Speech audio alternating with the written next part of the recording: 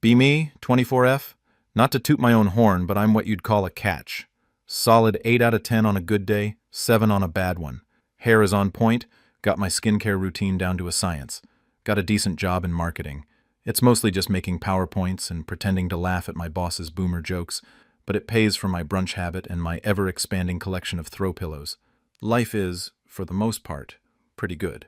The centerpiece of this good life is my boyfriend, Liam. Be him, 25. Liam is perfect. Or he was. He's a software engineer, which means he's smart and makes good money. Automatic points. He's tall, not like a lanky praying mantis, but a solid, comforting tall. Has a nice beard he keeps trimmed. Looks good in a flannel. We met 2.5 years ago through a dating app. One of the classy ones, not the cesspool ones. Our first date was at this cute little Italian place downtown. He was nervous. I was charming. He laughed at all my jokes, even the bad ones. He paid. It was textbook. The first year was a whirlwind. A montage you'd see in a rom-com. Weekend trips to the coast, picnics in the park where he'd pretend to like my quinoa salad, binge-watching entire seasons of shows in a single weekend. Cuddled up under a blanket. He'd leave little notes for me on the bathroom mirror. I'd make him his favorite breakfast on Sundays. He remembered my coffee order. I remembered his favorite sports team. It was disgustingly perfect. My friends were jealous. His friends were, well, we'll get to them. About a year in, we decided to take the next step, moving in together. We found this great 2-bedroom apartment. Big windows, a little balcony. I had visions of us drinking wine on that balcony, watching the sunset. He had visions of turning the second bedroom into a home office/man cave. A small red flag, but I ignored it. Compromise, right? The first few months of living together were bliss. It was like a permanent sleepover with your best friend who you also get to sleep with. We fell into a comfortable routine. Work, gym, come home, cook dinner together. Or, more accurately, I'd cook, and he'd do a terrible job of chopping vegetables, and I'd lovingly tease him about it. Watch a movie, fall asleep on the couch, move to the bed. Life was settled. I was looking at rings on Pinterest. Not in a crazy way, just planning. And then, the cracks began to show. They were small at first. Hairline fractures in our perfect little world. And they all had names. Dave, Mark, and Chris. Liam's friends. The Nerd Herd. The Fellowship of the Unshowered. I had met them before, of course. In small, manageable doses. They'd come over to watch a game, or we'd meet them out for a beer. They seemed harmless enough. Awkward, but harmless. Dave was the ringleader. He was the dungeon master, a title he took far too seriously. Short, round, with a beard that looked like a bird's nest, and glasses perpetually smudged. He spoke with a weird theatrical cadence, like he was narrating an audiobook no one wanted to listen to. Mark was the Warhammer guy. Skinny, pale, and intense. He had this habit of staring at things for too long, like he was calculating their tactical advantages. He always had flecks of paint on his hands and under his fingernails. Chris was the magic, the gathering guru. He was the quiet one, but he had this air of smug superiority. He'd just sit there, shuffling a deck of cards over and over. The sound was like a million tiny whispers, slowly driving me insane. Their designated day was Friday, D&D night. At first it was fine. It was his one night. I'd have the apartment to myself. I'd order sushi, put on a face mask, and watch reality TV shows that he hated. It was my girl night in. He'd come home around midnight, smelling faintly of Mountain Dew and basement. He'd be energized, talking a mile a minute about beholders and critical hits, and other nonsense I didn't understand. I'd just smile and nod. That's nice, honey. But then, Friday night began to bleed. It started subtly. Hey, babe, the session's running a little late. We're in a big boss fight. Don't wait up. Midnight became 1 a.m., then 2 a.m. Then it started encroaching on Saturday. Hey, babe, we didn't finish the dungeon last night. The guys are going to come over for a few hours to wrap it up. A few hours meant from noon until dinner. My quiet Saturdays, our Saturdays, were now filled with the sound of Dave's booming voice, the clatter of dice, and the occasional triumphant or despairing shout. The living room, my beautifully curated living room with the sage green accent wall and the carefully chosen art prints, became a dungeon. They'd bring snacks, Doritos, Cheetos, anything that leaves a fine orange powder on every surface. I started finding stray dice in the couch cushions. Weird multi-sided dice that looked like rejected jewels. I tried to be the cool girlfriend. I really did. One Saturday, I made them a pitcher of iced tea. "Oh, thanks," Dave said, not even looking up from the weird screen he hid behind. "But we've got a 2-liter of Code Red." I put the iced tea in the fridge. It sat there for a week before I poured it down the drain. I asked Liam once what it was all about. "It's a collaborative storytelling game, babe. It's about creativity and teamwork. It looks like you're doing math homework with weird-shaped dice." He sighed. The sigh of a man trying to explain color to a blind person. You wouldn't get it. That became a common refrain. Then came the next invasion, the plastic plague. Warhammer 40,000. Mark, the intense one, got Liam hooked. It started with a small box. "Just a starter set," Liam said. "Just to try it out." He cleared a small corner of his desk in the man cave. That corner grew. It metastasized. Soon, the entire desk was covered in tiny plastic soldiers on little black bases. Some were assembled, a sea of gray plastic. Some were in pieces on a sprue, whatever that is. Then came the paints. Dozens and dozens of tiny little pots with names like Nuln Oil and Agrax Earthshade. The smell. A chemical, acrid smell that clung to the carpet in the second bedroom. Our dining table, where we had once eaten romantic dinners, was now a designated painting station. He'd lay down newspaper and spend hours hunched over, a tiny brush in hand, a magnifying visor on his head like some kind of demented jeweler. He was painting little green monsters with boils and guts hanging out. "They're Nurgle Plague Marines, babe. They represent decay and entropy. Isn't the aesthetic cool? They're disgusting, Liam, and they're on the table where we eat. I'll clean it up before we eat, I promise." He rarely did. I'd have to carefully wipe away little flecks of Death Guard green before putting down our plates. The money. Oh God, the money. I once asked how much a little plastic guy cost. This squad of 5 was about $60. 60? For that? I pointed at 5 gray plastic figures that were smaller than my thumb. "Yeah. And then you have to get the paints, and the brushes, and the glue, and the codex." My eye twitched. The next week, I suggested we go away for a weekend. A little cabin upstate. Reconnect. "I don't know, babe. Money's a little tight this month." That evening, a large box from Games Workshop arrived. He called it an impulsor. It looked like a plastic shoebox with guns. It cost over $100. I didn't speak to him for the rest of the night.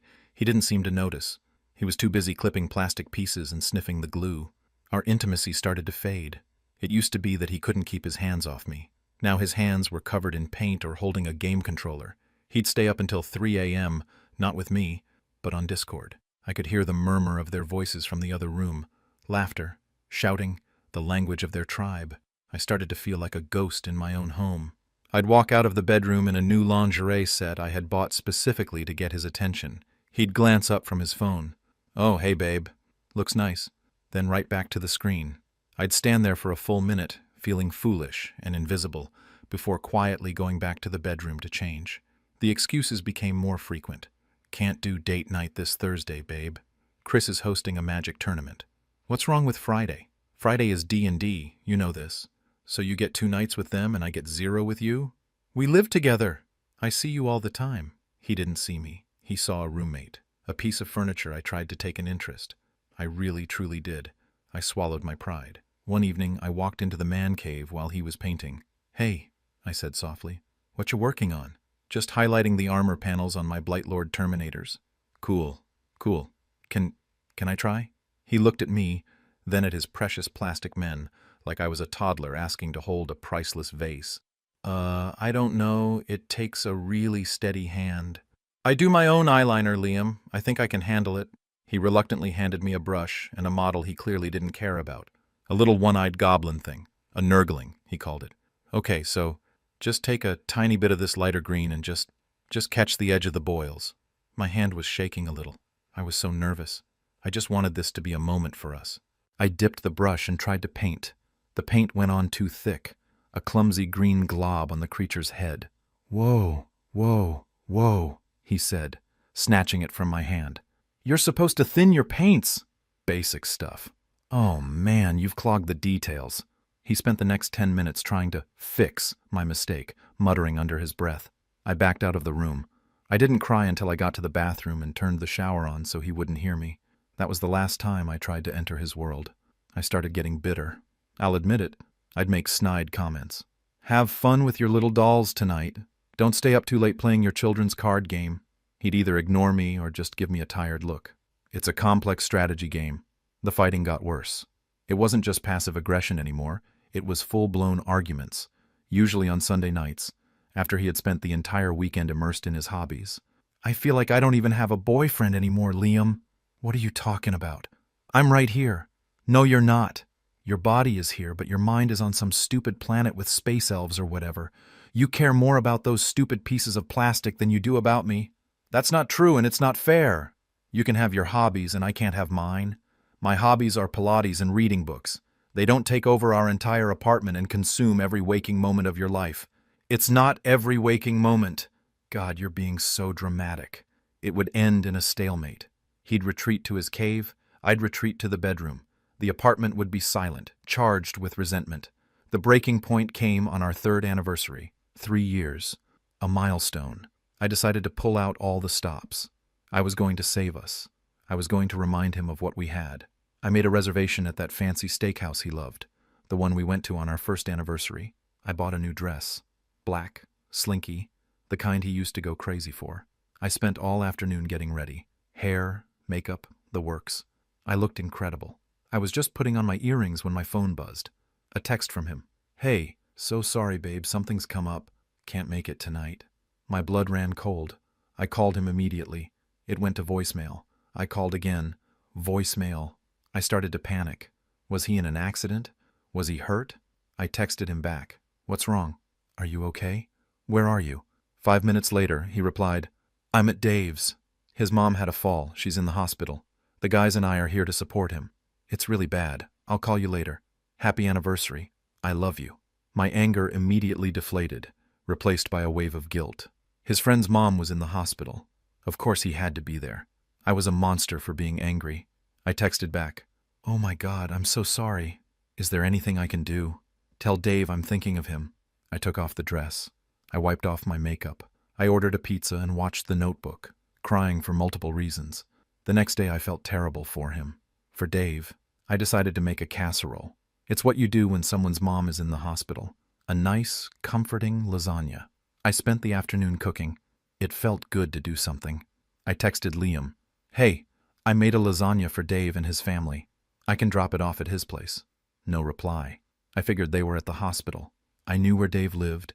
It was a 20-minute drive. I put the hot lasagna in a carrier and drove over.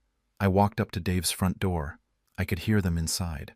Not hushed, somber tones, not worried conversation.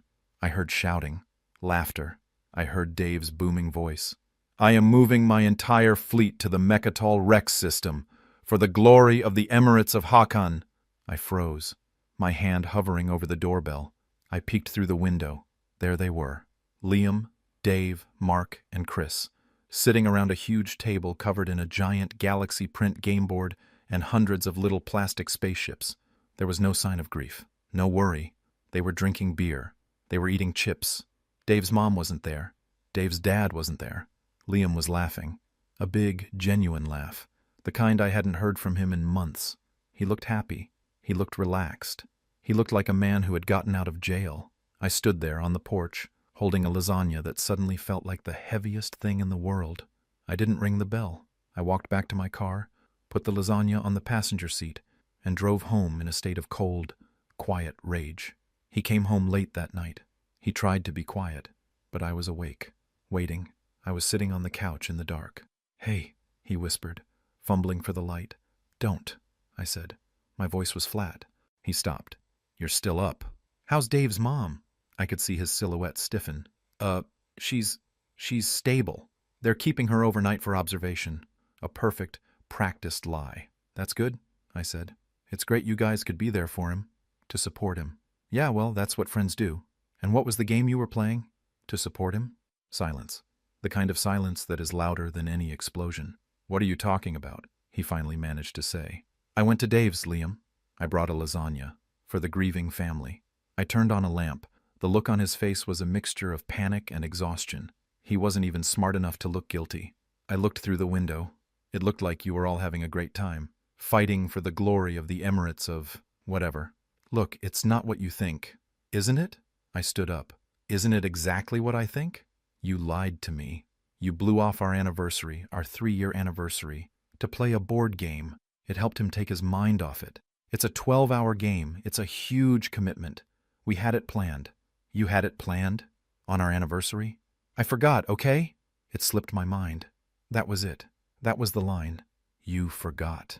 I said it slowly, letting each word hang in the air. You forgot about the person you supposedly love. You forgot about 3 years of our lives. But you remembered the rules to your little galaxy game. You remembered to bring the beer. You remembered to lie.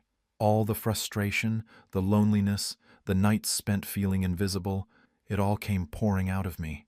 I was screaming. I was crying. I was throwing the decorative throw pillows. You care more about them than me. You care more about this stuff, this plastic junk. It's pathetic. It's my hobby. It's what I like to do, he yelled back. So you don't like to do things with me anymore? Is that it? It's not that. It's just, with them it's easy. It's fun. I don't have to try. The words hit me harder than a slap. You have to try? With me? That's not what I meant. No, that's exactly what you meant. I was sobbing now. I'm work. I'm an obligation. Your friends are fun. I get it. I sank onto the couch, defeated. You have to choose, Liam, I whispered. You can't have both. You can't have this life with me and that life with them. It's me or it's them. It was the ultimate ultimatum. I was sure I knew how he would answer. He would break down. He would apologize. He would promise to change, to sell the little plastic men, to quit the stupid elf game. He would choose me. He just stood there. The anger had drained from his face. He looked at me, really looked at me, for the first time in what felt like a year, and there was nothing there. No love, no pain, no conflict, just weariness. He let out a long, slow breath, the sound of a final decision being made. You're right, he said, his voice quiet. I do have to choose. He walked past me, into our bedroom. I heard him opening drawers. He came back out with a duffel bag. He started putting his things in it, a few changes of clothes, his laptop, his toothbrush. What are you doing? I asked, my voice trembling. I'm going to go stay at Dave's for a few days, he said, not looking at me. I think we need some space. You're choosing them. It wasn't a question. It was a statement of fact. He stopped packing. He finally looked at me again. Yeah, he said. I guess I am. He zipped up the bag, walked to the door, and left. He didn't say goodbye. He didn't say I love you. The door clicked shut, and I was alone in the quiet apartment. He chose his friends over me. He chose Dungeons and Dragons and plastic toys over a future with me. I couldn't comprehend it. The next week was a blur of crying and phone calls to my friends who all told me what a monster he was. He came by one afternoon when I was at work to get the rest of his things. He didn't take the couch or the TV or the good kitchen knives. He just took his clothes, his computer, and about 10 large cardboard boxes filled with his games, his painted figures, his rule books, his real treasures. Months passed. The gaping wound in my life slowly started to scar over. I rearranged the apartment. I made the man cave into a guest room/yoga studio. I cleansed the place of his nerdy energy, but I still thought about him. I still stalked his social media. Pathological, I know. I'd see pictures of him and the nerd herd. They went to conventions, they hosted big game nights. He looked happy, thinner, but happy. It was a constant twisting knife in my gut. He was thriving without me. Then, about 6 months after the breakup, I saw it. A photo Mark had posted. It was a big group shot from a Warhammer tournament, and Liam was in the picture. His arm was around a girl. She wasn't my type, to put it mildly. She had brightly colored pink hair, cut short, big, thick-rimmed glasses. She was wearing a t-shirt with some kind of cartoon skull on it. She was one of them. I felt a sick sense of victory. Of course, he'd downgraded. But then I looked closer. In the photo, Liam was smiling, and she was smiling back at him. In her other hand, she was holding a collection of beautifully painted miniatures, her own. I clicked on her tagged profile. Her entire feed was pictures of her hobbies, pictures of her painting, pictures of her playing D&D, pictures of her at a computer, coding. There was a picture of her and Liam in his old man cave, which was now their man cave. They were sitting side by side at the desk, each painting their own little figures, a companionable silence between them. There was another photo of them on a weekend trip. They weren't at a beach resort. They were at a gaming convention, holding hands and posing with someone in a cheap-looking alien costume. They looked ecstatic. And that's when it finally hit me. The horrible, crushing, soul-destroying truth. The lasagna on the porch. The ignored lingerie. The smell of paint. The sound of dice. The ultimatum. I had been so focused on the symptoms that I never saw the disease. The problem wasn't the hobbies. The problem wasn't the friends. It was me. I realized he didn't choose his friends over me. He didn't even choose her over me. He just chose a life where he didn't have to lie about being happy. And his friends weren't a fortress he was hiding in.